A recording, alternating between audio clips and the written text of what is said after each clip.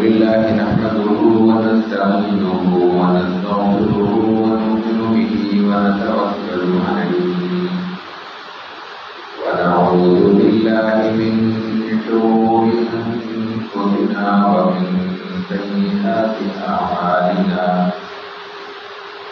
من يهده الله فلا مضل له ومن يضلله فلا هادي له ونشهد أن لا إله إلا الله وحده لا شريك له ونشهد أن سيدنا وسندنا وحبيبنا ومولانا محمدا عبده ورسوله صلى الله تعالى على خير خلقه وبارك وسلم تسليما كثيرا كثيرا أما بعد فأعوذ بالله من الشيطان الرجيم بسم الله الرحمن الرحيم والذين ينقضون عهد الله من بعد ميثاقه ويقطعون ما أمر الله به ويقطعون ما أمر الله به أن يوصل ويفسدون في الأرض أولئك لهم اللعنة ولهم سوء الدار. وعن عبد الله بن عمرو بن العاص رضي الله تعالى عنه أن رسول الله صلى الله عليه وسلم قال: من الكبائر شتم الرجل والديه. قالوا: يا رسول الله وهل يشتم الرجل والديه؟ قال: نعم، يسب أبا الرجل فيسب أباه ويسب أمه فيسب أمه. وفي رواية: إن من أكبر الكبائر أن يلعن الرجل والديه. قيل: يا رسول الله كيف يلعن الرجل والديه؟ قال: يسب أبا الرجل فيسب أباه ويسب أمه فيسب أمه. صدق الله العظيم وصدق رسوله النبي الكريم ونحن على ذلك لمن الشاهدين والشاكرين والحمد لله رب العالمين. رشتوں، نعتوں، خصوصاً والدین اور قریبی رشتہ داروں کے نبھانے کے حوالے سے احادیث کا بیان چل رہا ہے۔ اسلام کی بنیادی تلقین یہ ہے کہ قریبی خونی رشتوں کو نبھایا جائے، لیکن رشتے نبھانا تو بڑے درجے کی چیز ہے، رشتے ٹوٹنے سے بچانا اس سے پہلے ذمہ داری کا کام ہے۔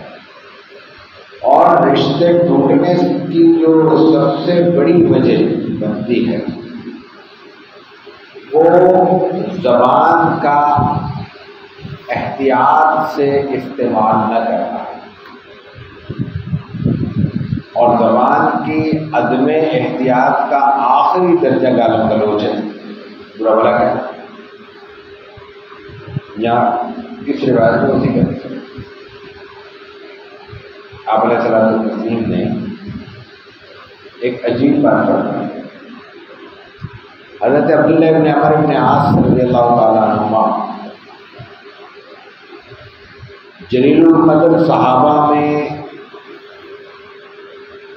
اس طبقے سے تعلق رکھتے ہیں جن سے زیادہ تعداد میں احادیث نقل ہوئی ہے۔ ان کو حدیث کی اصطلاح میں مبصرین کہتے ہیں، کثرت سے روایت کرنے والے صحابہ اکرام۔ ان میں آپ کا نام شامل، جیسے حضرت ابو ہریرہ رضی اللہ تعالیٰ عنہ سے روایت، حضرت انس بن مالک رضی اللہ تعالیٰ عنہ، ویسے ہی بھی ہے۔ وہ کہتے ہیں کہ رسول اللہ صلی اللہ علیہ وسلم نے فرمایا کہ سب سے بڑے گناہوں میں بھی بڑا گناہ یہ ہے کہ شتم الرجل والدیہ کہ آدمی اپنے والدین کو گالی دے.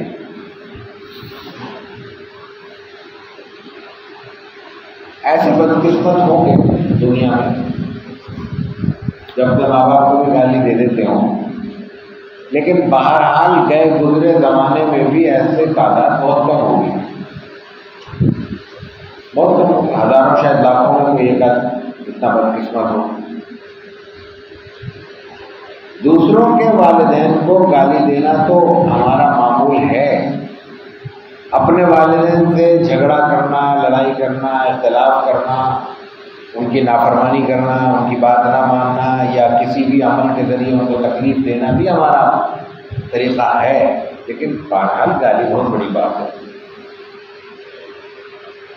یہاں رسول اللہ صلی اللہ علیہ وسلم کہہ رہے ہیں کہ والدین کو گالی دینا سب سے بڑا گناہ ہے. چونکنے والی بات تو ہے. پھر یہ بات آپ فرما رہے ہیں صحابہ کرام سے، تو صحابہ کرام کا تو چونکنا لازمی بنتا ہے. کیسے سوچا جا سکتا ہے، کیسے باور کیا جا سکتا ہے، کیسے یقین کیا جا سکتا ہے کہ کوئی شخص اپنے باپ کو ماں کو گالی دے گا. تو حضرت عبداللہ ابن عمر ابن عاص رضی اللہ تعالیٰ عنہ کہتے ہیں کہ صحابہ نے کہا قالو، وہ یہ نہیں کہتے کہ میں نے پوچھا، کیونکہ مجمع میں گفتگو ہو رہی ہے، نقل کرنے والے صحابی ہیں، سننے والے تو صحابہ موجود ہیں. انہوں نے سب نے مل کر یہ پوچھا قالو کہ یا رسول اللہ وَهَلْ يَشْتُمُ الرَّجُلُ وَالِدَيْهِ، آدمی اپنے باپ کو ماں کو بھی گالی دے سکتا ہے، اپنے والدین کو بھی گالی دے سکتا ہے. تو رسول اللہ صلی اللہ علیہ وسلم نے اس کی توجیہ بیان کی. آپ نے فرمایا کہ ایک شخص اگر کسی اور شخص کے والد کو یا والدہ کو گالی دیتا ہے اور وہ پلٹ کر پھر تمہارے باپ اور ماں کو گالی دیتا ہے تو خود تم نے ابتدا کرنے کی وجہ سے ایسا ہی سمجھا جائے گا کہ تم نے اپنے باپ کو اپنے ماں کو گالی. اب اس میں میسج کیا ہے، پیغام کیا ہے؟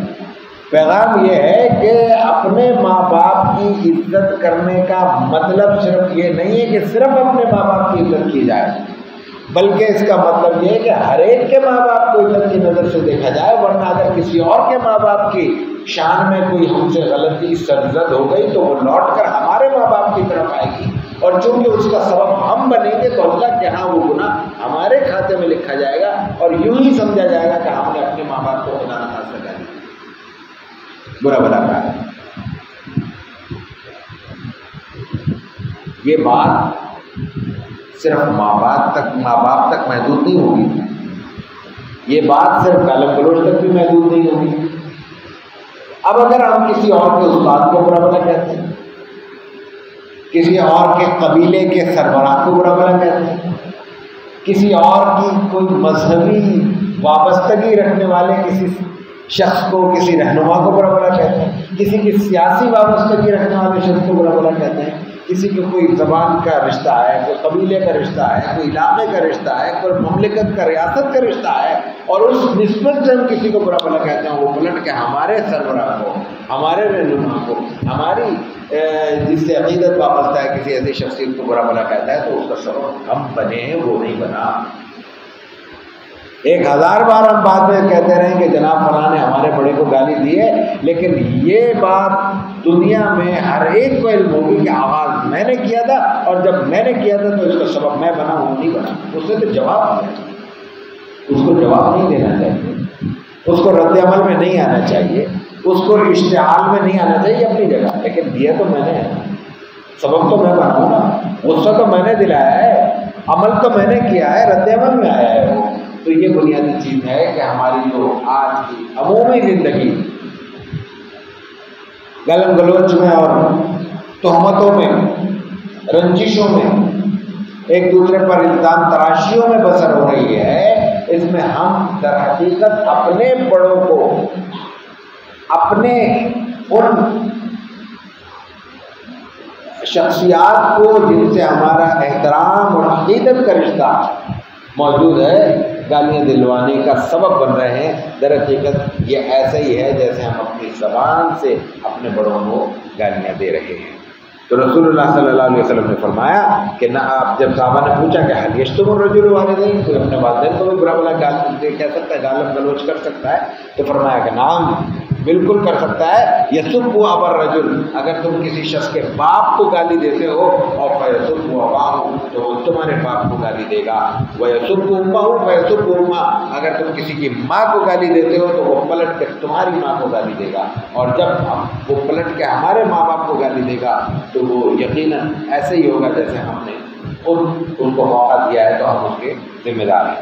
وفی روایت ہے یہی الفاظ، یہی بات جوڑے فرق سے دوسری روایت میں آ رہی ہے کہ ان من اکبر الکبائر، وہی الفاظ ہیں کہ بڑے گناہوں میں بھی بڑا گناہ یہ ہے کہ ان یلعن الرجل والدین، کہ آدمی اپنے والدین پر لعن طعن کرے. صرف گالی کی بات نہیں ہو رہی، لعن طعن کرے، ملعون قرار دے ہو. تو پھر صحابہ نے اس موقع میں پوچھا کہ یا رسول اللہ کیف یلعن الرجل والدین، یہ کیسے ممکن ہے کہ کوئی شخص اپنے ماں باپ کو پر لعن طعن کرے؟ تو آپ نے فرمایا کہ یسب ابا الرجل، کوئی شخص کسی بندے کے باپ پر لعن طعن کرتا ہے تو وہ پلٹ کر ہمارے باپ کو گالی دیتا ہے. اسی طرح کوئی شخص اپنی ماں پہ لعن طعن کرتا ہے تو وہ پلٹ کے اپنے ماں باپ کو گالی دیتا ہے. تو یہ ایسے ہی ہے جیسے ہم نے اپنے بڑوں کو از خود اپنی زبان سے گالم گلوچ کی اور ان کو برا بلا کہا. وعن ابی محمد جبیر بن مطعم رضی اللہ عنہ ان رسول اللہ صلی اللہ علیہ وسلم قال لا يدخل الجنة قاطع. جبیر بن مطعم صحابی ہیں، جلیل القدر صحابہ میں شامل ہیں، کافی روایات آپ سے منقول ہیں. وہ یہ کہتے ہیں کہ رسول اکرم صلی اللہ علیہ وسلم نے فرمایا لا يدخل الجنة قاطع، جنت میں قاطع داخل نہیں ہوگا. قاطع کاٹنے والا، قطع کرنے والا، کاٹ دینے والا. عربی میں جو بات آپ علیہ الصلوۃ والتسلیم فرما رہے ہیں اس کے لیے قطع کے علاوہ بھی لفظ استعمال ہو سکتے تھے، لیکن اس بات کی شدت کو، اہمیت کو، حقیقت کو زیادہ واضح کرنے کے لیے رسول اللہ صلی اللہ علیہ وسلم نے لفظ استعمال فرمایا کہ جنت میں رشتوں کو کاٹنے والا داخل نہیں ہوگا. جنت میں داخلے کے لیے ہمارے ذہنوں میں جو تقاضے واضح طور پر موجود ہیں حالت ایمان کے بعد، وہ یہی ہے کہ نماز کی ادائیگی کر لی جائے، روزے رکھ لیے جائیں، کچھ ضرورت مندوں کی مدد کر دی جائے، خیر خیرات کرتے رہیں. اور اس سے زیادہ ہم نیک بنتے ہیں تو شاید چلے کسی کا سلام کر دیا، کسی کا جواب دے دیا، کسی کی خیریت پوچھ لی، کسی کی عیادت کر لی، کسی کا جنازہ پڑھ لیا، یہ ہم نیکی سمجھ کے ہی کرتے ہیں. لیکن یہاں جو بات بیان کی جا رہی ہے کہ یہ ساری نیکیاں اگر کسی کے پاس موجود ہوں، نمازی بھی ہے وہ، حاجی بھی ہے وہ، زکاتی بھی ہے وہ، روزہ دار بھی ہے وہ، سب کرنے کے ساتھ مزید نیکیاں بھی اس کے کھاتے میں موجود ہیں، لیکن یہ سب کرتا ہے لیکن اپنے بھائیوں کے ساتھ اس نے تعلق چھوڑ رکھا ہے. اور بے شک اس کا سبب اور اس کی ذمہ داری اس کے بھائیوں پر ہو، مطلب جھگڑے اور لڑائی کا آغاز بھائیوں نے کیا ہے، لیکن اس نے رد عمل میں آ کے تعلق ختم کر دیا، قطع کر دیا، کاٹ دیا ہے تعلق اپنے چچا سے، بھتیجوں سے، خالہ سے، ماموں سے، پھوپھی سے، جو بھی خون کے رشتے ہیں ان سے رشتہ اگر ختم کر دیا ہے تو یہ رسول خدا صلی اللہ علیہ وسلم کے الفاظ ہے کہ وہ ساری نیکیوں کے باوجود، اپنے نمازوں اور روزوں اور حجوں اور زکاتوں کے باوجود لا يدخل الجنت قاطع، جنت میں داخل نہیں ہوگا.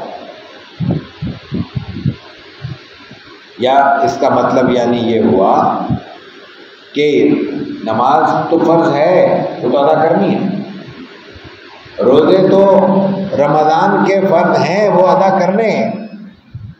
اللہ اگر توفیق دے رہا ہے اور صلاحیت میسر ہے، اخراجات کا انتظام موجود ہے، تو زندگی میں ایک بار حج کرنا ہے، وہ لازم ہے، فرض ہے.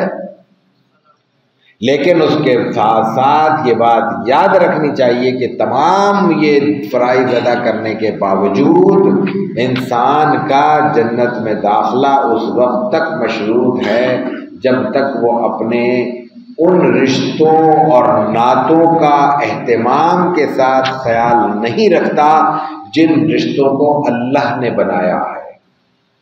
یہ بات کہ بار بار احادیث مبارکہ میں اللہ کے رسول صلی اللہ علیہ وسلم رشتوں اور نعتوں کا خیال رکھنے کا حکم فرما رہے ہیں، یہ اس لیے زیادہ زور اور اصرار کے ساتھ فرمائی جا رہی ہے کہ اس میں اللہ کی جانب سے بنائے گئے رشتوں کا خیال رکھنے کی تلقین۔ وہ رشتے میرے اور آپ کے بنائے ہوئے یا میرے اور آپ کے پسند کیے ہوئے نہیں ہیں۔ مجھے قطعاً اختیار اس زندگی میں نہیں تھا کہ میں فلاں کو اپنا فلاں رشتہ قرار دوں، یہ میرا بھائی ہے، میرے اختیار سے ہو، میرے اختیار سے ہو کہ یہ میرا چچا ہے، یہ میرے اختیار سے ہو کہ یہ میری پھوپھی ہے، میرا اختیار نہیں۔ وہ رشتے تو عام طور پر میری پیدائش سے پہلے طے ہو چکے تھے، بن چکے تھے، آ چکے تھے، میں بعد میں آیا ہوں۔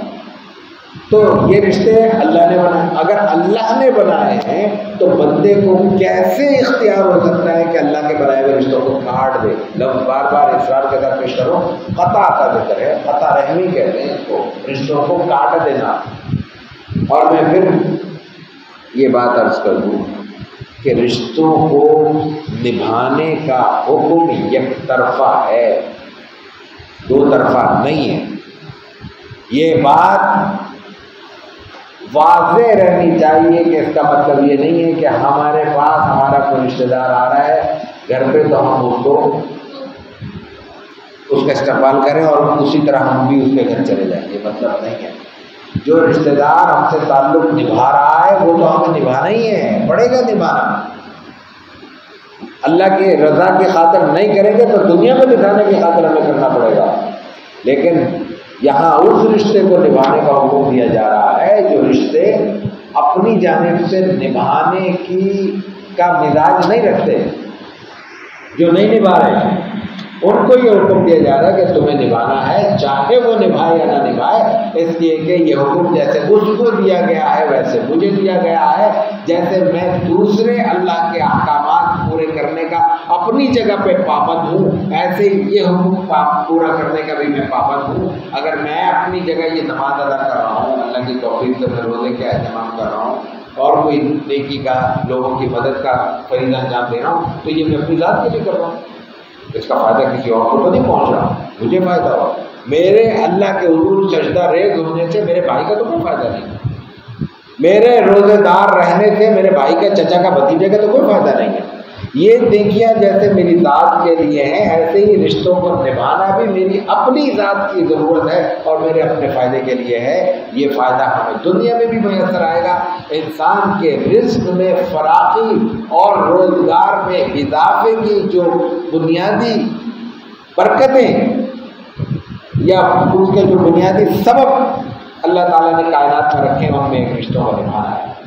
اس کے نتیجے میں رزق میں بھی برکت ہوتی ہے، روزی میں بھی برکت ہوتی ہے اور گھروں میں بھی برکت ہوتی ہے۔ یہ تو دنیا کا فائدہ ہے، اور اصل فائدہ آخرت کا فائدہ ہے کہ اللہ تعالیٰ کے یہاں سے اللہ کی جانب سے دی جانے والی ذمہ داری پوری کرنے کی وجہ سے اللہ کے یہاں انشاءاللہ ہم یقیناً اجر کے مستحق ہوں گے۔ اللہ تعالیٰ ہمیں عمل کی توفیق عطا فرمائے۔ وآخر دعوانا الحمدللہ رب العالمین۔